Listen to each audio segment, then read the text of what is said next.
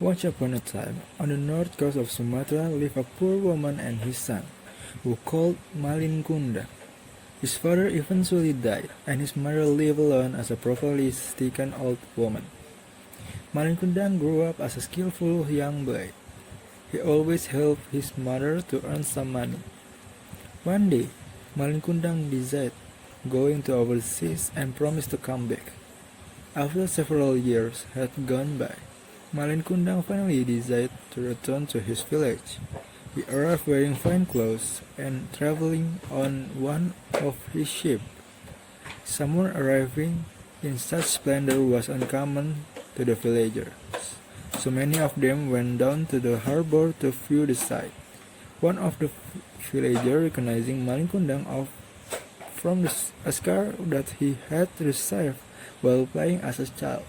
Upon recognizing the mark, the villager went to tell Malin Kundang's mother that her son had returned. Immediately, she went to the shore and recognizing her son the minute her eyes fell on him. When the older woman called him her son, he refused to believe that he had such an old woman as a mother. His disbelief was heightened when his wife questioned why he had not told her that he had an elderly poor mother.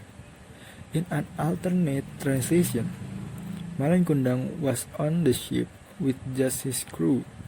When his mother attempted to embrace him, he was too embarrassed by rage, outrage to acknowledge her, and instead had one of them carry her away. Distraught and finally realizing her son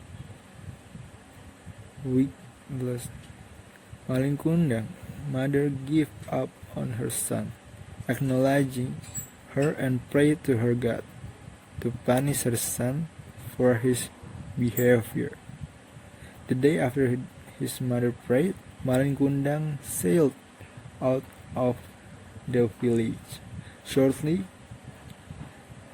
thereafter, the ship was met by a violent storm.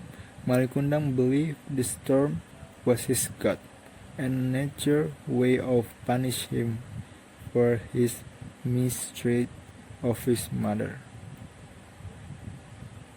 He felt guilty about his behavior toward her, asked for forgiveness, and began to pray. However, his appreciation was too late, for the ship was destroyed at the sea.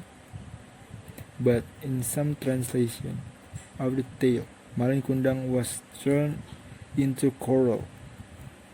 In other, the ship, the crew, and he become rock formation that are still standing.